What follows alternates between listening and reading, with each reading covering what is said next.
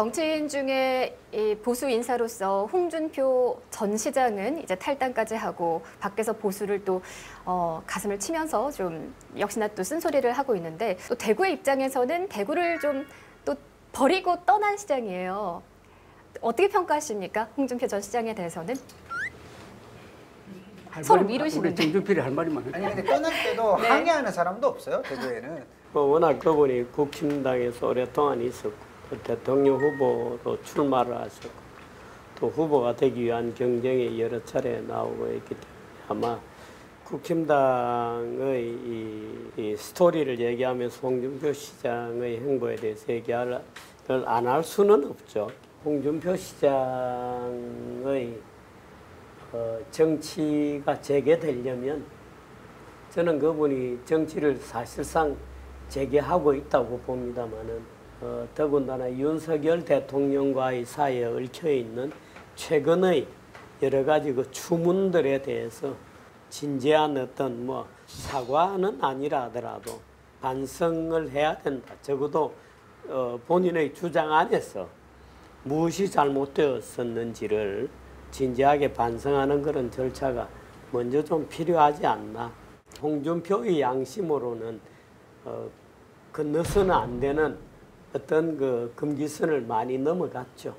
그러니까 윤핵관이라는 주류로부터의 도장을 얻어내기 위해서 계엄에 대한 주장까지도 뭐 하룻밤에 이 뭐 지나간 일 아니야, 해프닝이다라고 뭐 대수롭지 표현했죠. 않은 예. 일 아니야 라는 식으로 소위 속된 표현으로 설레발을 하면서 구렁이 담 넘어가듯이 넘어가려고 하는 그런 비겁한 뭐 사과는 아니라 하더라도 설명, 해명 이런 것들이 정치인으로서 제기하려면 있어야 한다.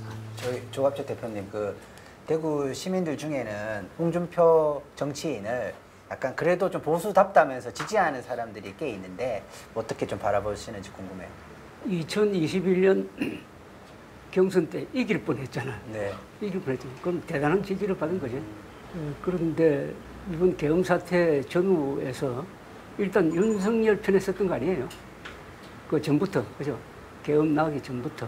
그러다가 지난 대통령 후보 경선 때도 보니까 그 입장을 유지를 하다가 최근에 윤석열, 한동훈 두 사람을 사잡아가지고 아주 비판을 하더라고요. 그래서 우리가 알았던 그분의 스탠스하고 너무나 달라져서 뭐 그런 면이 전에도 몇 번 있었지.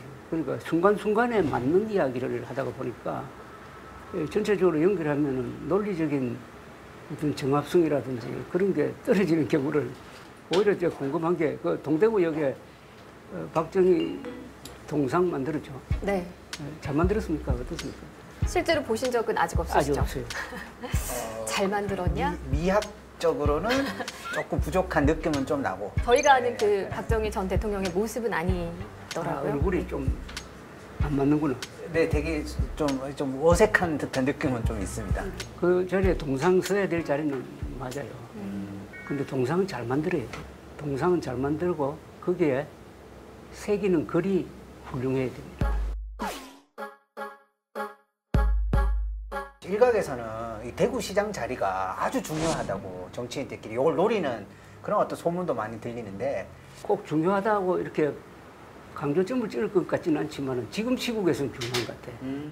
대구가 지금 자칫 잘못하면 거구의 성지가 될 판인데 대구시장이 문제의식을 가진 분이면은 거기에 대해서 할 역할이 있을 거라고요. 대구가 한국 민족사에서 차지한 대구 경북까지 포함한 겁니다.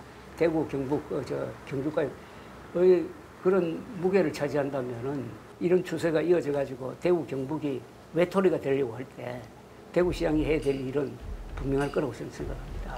그런 사람이 안 올 것 같아요. 대구 광역시장 나오면 이진숙 무조건 저는 대주인데 저는 양보합니다. 무조건요. 왜냐하면 이제 이 유권자들이 네. 그런 사람을 희망을 해 주셔야 되는데 우리 주필님께서 또 대구 경북 유권자들의 특징을 또 명언을 하나 남기셨잖아요. 강주와 비교를 해가지고 그냥 꼽아주는 사람을 뽑을 거니까 대구 경북은. 아니 시민들이 그런 시장을 만들어낼 수 있는 능력이 있을까요? 저는 대구 경북이 보수의 심장이라는 말 자체가 지나간 시대에 대한 향수의 어떤 부분이거나 자기 실력으로 얻지 않은 것에 대한 부담감의 표현일 수도 있다고 봅니다. 아마 나중에 지나면 그 부끄러운 언어가 될 수도 있죠. 한때는 심장이었어. 이렇게 단순히 이재명을 민주당에 빌려줬다고 해서 또는 다음 대통령 선거도 또 뭔가 대구 경북 사람들이 민주당의 후보로 나올지 모른다는 무슨 그런 가능성을 얘기하는 건가요? 저는 그렇게 보지 않습니다. 저는 그냥 박정희 대통령이 대구였고 그래서 전두환까지 합리화하고 예를 들어서 뭐 이명박 대통령 등등까지 주장을 해가면서 대구 경북이 마치 뭐 대단한 어떤 정치적 판단을 선도하는 지역인 것처럼 얘기하는 것은 저는 과장된 것이다. 네. 우연의 결과를 마치 필연의 결과인 것처럼 해석하는 그저 인구가 좀 많았을 뿐인 지역의 어떤 정치적 착각이다 이렇게 봅니다. 지금 같은 만일의 지적 상태를 유지하고 지금처럼 뭐 조선면이 뭐 거구의 심장이 될 수도 있다 이렇게 걱정하십니다만은 저는 뭐 거구의 심장도 별로 안 될 거다. 그저 로컬적이고 조선 시대 캐캐묵은 낡은 정신을 숭상하는 그런 도시에 불과한 지역이 될 수도 있다. 죄송합니다. 중국 사람들이 결국 자존심을 회복해야 돼요. 그런데 자존심이란 게 근거가 있어야 되거든요. 그러니까 과거에서 자존심을 확인하는 게 맞기는 맞아요. 그러나 그게 정확한 역사관이어야 되겠지. 그러면 대구 분들이 그동안의 향토에 대해서 얼마나 많이 알고 있는지 하는 것도 한번 되돌아보고 경주 박물관에 한번 가보고 다부동 전적지에 가서 6.25 때 어떻게 우리가 싸워서 나라를 지켰는지도 확인을 해보고 다부동은 동대구에서 한 1시간도 안 걸립니다. 네, 멀지 않죠. 그러면서 우리가 남이가가 아니라 우리가 이래서 되겠느냐 하는 그걸 뭐 교육이라고 해야 될지 모르겠는데요. 그 위대한 비스마르크가 이런 이야기를 했어요. 정치는 역사를 만드는 사람이 아니다. 역사는 보통 사람이 만든다. 보통 사람이 만든 대세에 정치는 올라탈 뿐이다 라고 했습니다. 그러니까 어떤 시장이 온다든지 그 사람들이 뭘 해주겠다고 기대하는 것보다는 대구 사람들이 여기 시민의 품격을 가진 사람으로 인류 시민이 돼야죠. 그게 문제예요. 예. 그런데 우리가 욕을 하는, 우리라고 해서 좀 죄송합니다만은 이 비판적으로 보는 좌파 민주당 세력은 스스로 만들어냈어요. 스스로. 그래서 저 대통령 후보를 꼬오지도 않고 자기 힘으로 만들어내고 그러니까 실력 차이가 있다는 거죠. 그러니까 최소한 보수가 진보와 뭐 이기든지 대등하게 하려면 그 사람처럼 열심으로 해야 될 거 아닙니까? 그 사람들은 악착 같거든요. 계급투쟁론이라는 게 원래 이게 권력투쟁입니다. 좌파 진영에 있는 사람들은 다 자기가 각각 맡은 분야에서 권력을 잡는다. 헤게모니를 잡는다. 하는 생각으로 다 무장되어 있는 사람이에요. 그 사람들하고 대결하려면 최소한 그 사람만큼 부진해야 될 것 아닙니까? 투지는 그 다음 문제고. 좋은 보수가 또 좋은 진보를 만들고 또 균형을 맞출 텐데 우리의 보수 정당 국민의힘은 그럼 어떻게 해야 됩니까? 고쳐쓸 수 있습니까? 아니면 아예 그냥 새로 재건을 해야 될까요? 국민의힘은 지금 중대한 위기에 빠졌죠. 정당 해산. 지금 특검 수사가 요 다음 단계로는 아마 추경호 원내대표를 수사할 거예요. 그 다음에 여러 사람들이 국회의원들이 내란 혐의뿐만 아니라 다른 혐의로 수사 대상에 오를 건데 형식상은 이래요. 윤석열 내란 수계 혐의, 그 다음에 한덕수 지금 구속영장 청구됐잖아요. 내란 방조, 그 다음에 추경호 원내대표가 12월 3일 날 비상계엄령 해제 결의를 방해했다는 혐의로 그을 가능성이 있어요. 그다음에 국민의힘 45명은 적법한 법 집행을 방해하기 위해서 관저로 갔다. 거기서 끝나는 게 아니라 4월 4일 헌법재판소가 국민 신임 배반자라고 그래가지고 윤석열 대통령 파면을 결정한 다음에도 계속 이 사람을 보호한다. 윤어게인 하면서. 아니, 윤어게인이 뭐예요? 계엄 상태로 돌아가자는 거 아닙니까? 윤어게인. 한다면은 이 전체를 묶으면은 자유민주주의 기본 질서를 위반한 위헌 정당이다.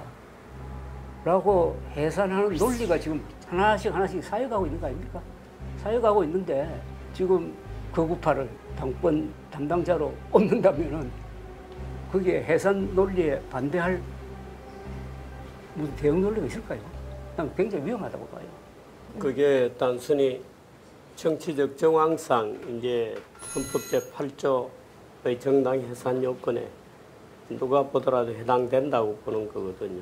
문제는 이제 정당 해산 청구는 정부가 하도록 되어 있습니다. 민주당 정부의 손에 국힘당의 해산 여부가 달려있는 이런 정당이 된다고 하는 것 자체가 참으로 부끄러운 일입니다마는 어떻든 국힘당 또는 광범위하게 보수 세력 내에서 뭔가 민주주의 원칙에도 맞는 보수 정당 재건의 비전을 지금 아무도 못 가지고 있어요. 그러니까 우리는 어떤 비전을 가진 어떤 정당이기를 원한다고 하는 그런 비전과 관련된 공유되는 철학 또 그것을 뒷받침하는 시민 조직이 없습니다. 지금은 실종 상태입니다. 그래서 적어도 이런 상황이 계속될 거라고 본다면 굉장히 불행한 민주당의 단독 드리블링 같은 적어도 내년도 지방자치선거까지는 이런 상황이 지속될 가능성이 굉장히 높다 이렇게 저는 봅니다. 네, 지금 대한민국의 이 상황을 또 두 분처럼 묵직한 또 말씀으로 아니면 좀 묵묵하게 또 합리적인 또 정통 보수로 지켜보고 있는 분들도 많은 자존심에 예, 상처를 입고 계실 것 같습니다. 앞으로 국민의 신뢰를 회복하고 다시 또 그 우리 정치에서 보수가 제자리를 좀 찾고 제 역할을 하려면 어떤 것부터 좀 다시 바로 세워야 되겠습니까? 보수층은 근제하거든요. 보수 세력은 윤석열과 함께 거의 망했다고 봐야 되고 국민의힘은 지금 망하고 있는 중이고 한국의 보수 세력은 문명 건설 세력이라 이겁니다. The greatest story ever told. 가장 위대한 이야기를 쓴 이 층은 남아있어요. 남아있는데 이 보수층이 정치화되지 않았어요. 그게 좌파 진영하고 다르죠. 보수층은 아주 모범 시민들이 많아요. 그리고 열심히 각자 맡은 분야에서 일을 하는데 정치화되어 가지고 권력 투쟁을 해야 되겠다는 사람은 굉장히 적습니다. 그런데 좌파는 안 그렇잖아요. 그죠? 거기서 큰 문제가 하나 있고요. 그렇다면 이제 보수 세력이 재건돼야 되는데 보수 세력이라고 하면 보수 언론, 보수 지식인, 보수 단체예요. 이 사람들이 윤석열과 함께 다 폭망을 해버려서 지금 같이 동반 말하자면 극단적 선택을 해버렸는데 거의 제로 베이스예요. 여기서 이제 뭐가 나오겠죠. 뭐가 나오겠는데 시간 좀 많이 걸릴 거고 어떤 문제의식을 가지고 어떤 운동이 일어나야 되겠죠. 우선 그 국힘당 이후에 작은 정당이라 하더라도 시민들의 시민사회 뿌리를 내리는 정당이 출현해야 됩니다. 예를 들어 지금 국힘당 같은 경우에는 시민사회 뿌리를 전혀 못 가지고 있습니다. 이번에 방송법이 굉장히 논란이 되었습니다마는 그 방송법 자체는 물론 굉장히 이 독일로부터 뺏겨온 것이기 때문에 좌파적 성격을 가지고 있죠. 그런데 국힘당에게는 더욱 그 절망적인 게 국힘당은 그 조직의 추천을 할 만한 사람 또는 시민단체도 육성되어 있지 않습니다. 없습니다. 그러니까 국힘당으로서는 그 더욱더 절망하게 되는 거죠. 말하자면 보수는 시민사회도 없고 그 시민사회와 정당이 연결되어 있지도 않았습니다. 보수는 항상 국가제도 국가 조직 자체가 보수라고 생각해 왔기 때문에 시민사회의 시민운동적 성격을 전혀 갖고 있지 않습니다. 그런데 시간이 걸리더라도 그걸 재건해내는 것이 느리지만 올바른 길이죠. 근데 그 올바른 길로 가는 어려운 선택들을 대구나 경북에서 해야 될 겁니다. 첫걸음부터 올바른 기초 위에서 다시 서는 노력의 깃발을 누군가는 대구에서 들어주시겠죠. 그거를 하기 위해서는 그래도 뭔가 보수가 만들어 놓은 이 세상에 대한 자부심이 좀 있어야 될 것 같은데, 대표님이 생각하시기에는 한국 역사에서 정말 위대한 어떤 그 순간이 있다면 어떤 거라고 생각하세요? 이게 진짜 보수지. 이때 참 보수가 멋졌어. 이런 순간이요. 위대한 순간은 전부 보수가 만든 겁니다. 그 중에서 가장 위대한 1988년 9월 17일 올림픽. 서울 올림픽 네. 개회식. 역대 올림픽 개회식 중에서 최고고, 그때 주제가가 핸인핸드, 손에 손잡고. 손에 손잡고는 역대 올림픽 주제가 중에서 또 최고라고 쳐요. 세계를 바꿨습니다. 서울 올림픽이 있었으므로 그 전에 1987년에 전두환 당시 대통령이 군대를 동원하지 않았다고. 맞아요. 군대 동원하면 서울 올림픽 날아간다고 봤거든. 또 서울 올림픽을 잘 살려가지고 북방 외교로 결실을 맺어가지고 노태우 대통령 시절에 한중 수교, 한소 수교, 월남과의 수교 해가지고 한국 사람으로서는 세계 전체를 무대로 뛸 수 있는 활동 공간을 확보했고, 그런데 중계방송을 보고 놀랐거든요. 거지 국가로 알았던 한국이 저렇게 잘하는구나. 그런데 우리는 뭐냐? 이에 대한 문제의식을 심었다고 그래요. 어떻게 보면 더 파이니스트 아워인데 이게 바로 보수의 자산입니다. 서울올림픽에 어떻게 성공했느냐. 그러니까 보수의 자산은 많아요.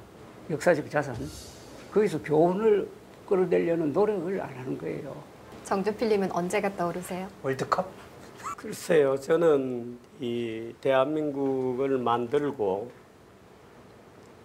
대한민국을 지금과 같은 번영하는 발전하는 국가로 만들어낸 거는 좀 거슬러 가서 옛날 얘기입니다만 6.25 전쟁 그 자체입니다. 해방이 되었을 때 지금 뭐 이념에 대해서 얘기를 하는 중이니까 해방 공간에서 대한민국의 장래 정치 체제에 대해서 물었을 때 사회주의적 국가에 대한 어떤 비전을 갖고 있는 분들이 60% 이상이었다는 미 군정청의 조사 결과가 인용이 많이 됩니다. 그런데 그렇지 않습니다.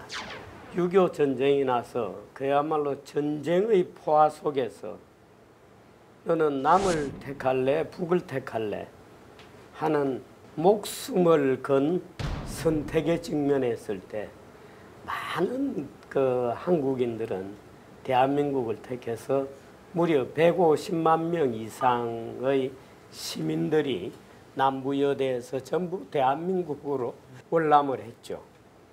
이제 그것이 남과 북을 완전히 차별을 내고 오늘날의 대한민국으로 만드는 하나의 주조물 같은 것이었어요. 그래서 그 주조의 거푸집은 물론 역사 속에 존재하는 겁니다만은 그게 여전히 대한민국의 정체성 안에는 6.25 전쟁을 통해서 자유주의 국가로 주조된, 참 이건 뭐 저는 기독교 신자가 아닙니다만은 신이 이런 얘기를 할 때는 꼭 신이 필요할 것 같은 그렇게 주조된 나라가 지구상에서 처음으로 만들어진 대한민국이라는 아이덴티티를 갖는 나라였다. 자유를 선택한 국민들이 만들었던 국가, 그런 소중한 국가였다는 사실을 대구 경북 시민들이 되살리는 것, 새로운 출발의 바탕에 있어야 될 거다. 손에 손잡고 라는 그 올림픽 주제가 얘기도 해주셨는데 왜 우리는 이렇게 서로 공방하고 등 돌리고 있나 이런 생각이 두 분과 이야기를 하면 할수록 더 들었습니다. 우리 민족 역사의 또 자부심 그 뿌리를 되찾고 그리고 보통 사람들이 인정하고 또 동의할 수 있는 그런 보수의 품격을 시민의 품격과 2주간 함께 하시면서 좀 발견하셨기를 바라겠습니다. 보수의